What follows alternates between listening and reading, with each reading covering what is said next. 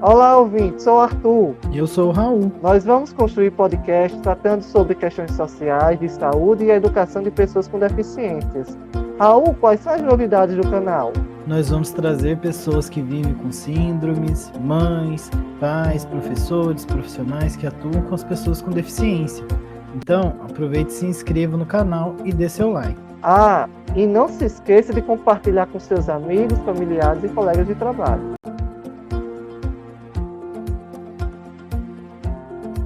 E aproveitando que estamos na Semana Nacional de Pessoa com Deficiência Intelectual e Múltipla, nós vamos entrevistar uma professora da educação básica e vai nos contar um pouco a experiência que ela teve, né, com os seus alunos nesse período de pandemia.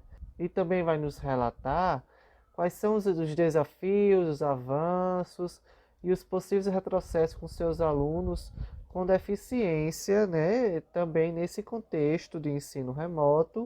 Bom, no ano de 2020, iniciamos o ano, né, tudo normal em sala de aula, e eu tive 2 alunos autistas, e um desses alunos que eram autistas também tinha deficiência intelectual. Eu nunca tive contato com o laudo deles, mas a coordenação me passou a situação, certo? Mas os 2 tinham laudos. Quando se iniciou o período de lockdown, né, ficamos um tempo sem aula, mas ao retornarmos, as aulas elas eram da seguinte forma: tinham os vídeos que a escola exigia passar previamente e logo após fazíamos as aulas online. E aí, quando se tratava dessas aulas online, o meu aluno ele não conseguia participar na maioria das vezes, ou porque os pais não tinham como ficar com ele, ou porque ele não conseguia se concentrar. Não conseguia ficar sentado em frente ao computador, né, digamos assim. Então, sem sombra de dúvidas, esse foi um dos desafios que eu enfrentei enquanto professora do segundo ano desse aluno com deficiência intelectual. Outro desafio era justamente perceber o que ele estava aprendendo, o que interessava a ele e o que eu poderia fazer para que ele participasse também da aula. Porque se em sala de aula já era difícil de manejar, principalmente porque eu não tinha auxiliar na sala de aula, era eu e eu mesma. Então, no formato online, isso se intensificou. Essa dificuldade se intensificou. Porém, mesmo diante desses desafios, dessas dificuldades, alguns avanços eu pude perceber.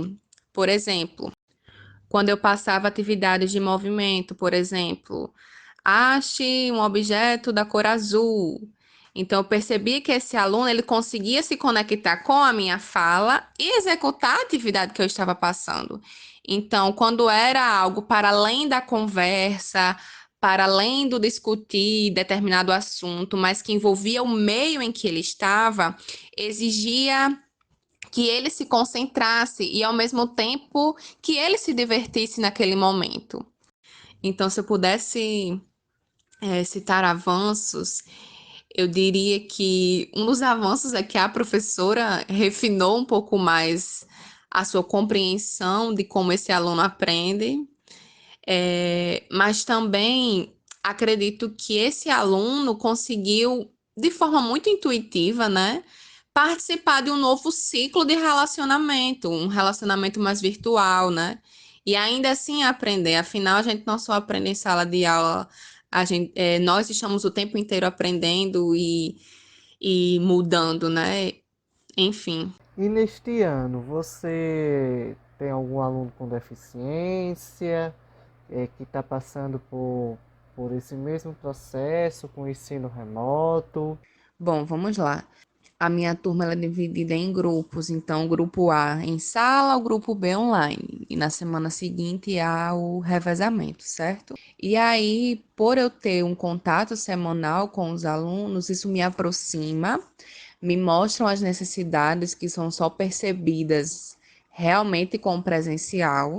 E isso faz com que eu esteja alerta quando esses alunos estão online. Então, assim, eu consigo chamar mais atenção, direcionar mais as atividades, justamente por causa, desse revezamento. Mas aí eu percebo que quando esse aluno que estava em casa, que passou a semana em casa, vem para a sala de aula, ele vinha um pouco mais ansioso, cheio de expectativas, de saudade dos seus colegas. Então, eu preciso administrar essas emoções dele, preciso suprir essas necessidades dele, né, de interação, e ao mesmo tempo, tem uma aluna que tem diagnóstico, ela tem laudo de déficit de atenção, e ela, por questões familiares, passou todo esse período do ano de 2021, nesse primeiro semestre do ano de 2021, em casa.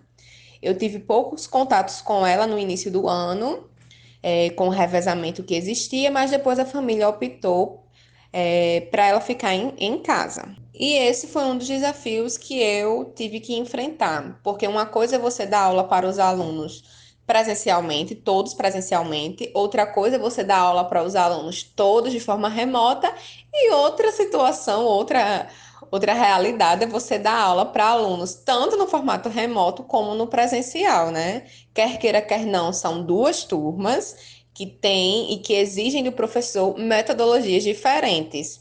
E o fato dessa minha aluna estar no formato remoto exigiu de mim uma terceira atenção, né? Para trazer essa aluna para a concentração, perceber se ela estava aprendendo, se ela estava participando.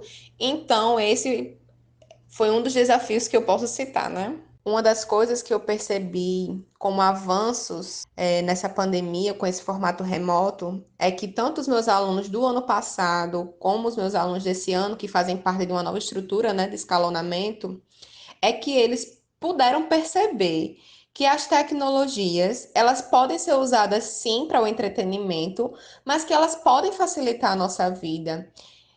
Perceberem que existem novas formas de você assistir a aula, novas formas de você aprender. Exigiu do aluno ter uma certa autonomia tecnológica, já que muitas vezes os pais não estavam perto, então agora ele não ia usar mais o seu celular para jogar, para assistir vídeos no YouTube.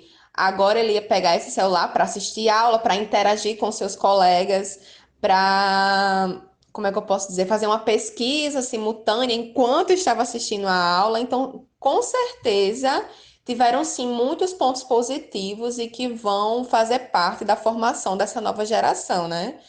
Porque algo que eu posso observar é que muitas vezes essas crianças que são nativas digitais, elas sabem usar muito bem as tecnologias, mas com fins mais de entretenimento, com fins mais recreativos. Então, acredito que esse foi um ponto positivo em que o formato remoto trouxe para essa nova geração.